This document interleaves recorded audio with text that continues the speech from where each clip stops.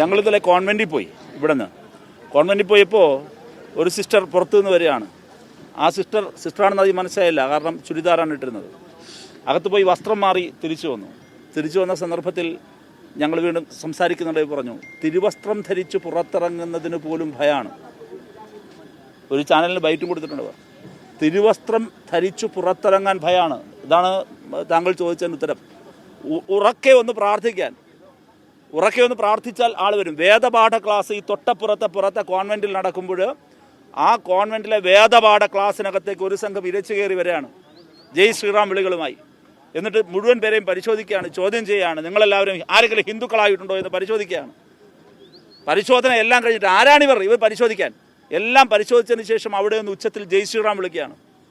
ഈ ഭീകരാന്തരീക്ഷം നടക്കുന്നത് ഇന്ത്യയിലാണ്. ഇന്ത്യൻ ഭരണഘടന ഇപ്പോഴും ഉണ്ട് ജീവനോടെ.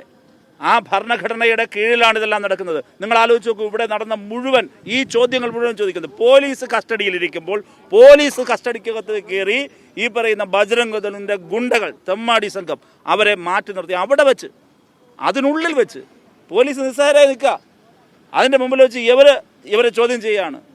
ആ പയ്യനെ എത്രമാത്രം അടിച്ചേ, ആ പയ്യനെ ജയിലിനകത്ത് അദ്ദേഹം അനുഭവിക്കുന്ന പീഡനങ്ങൾ ഞങ്ങളോട് പറഞ്ഞു.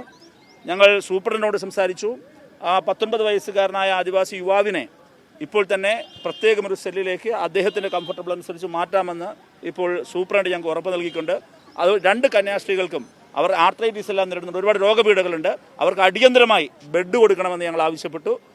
അതും അവർ ചെയ്യാമെന്നിപ്പോൾ ഞങ്ങളോട് തത്വത്തിൽ സമ്മതിച്ചിട്ടുണ്ട്.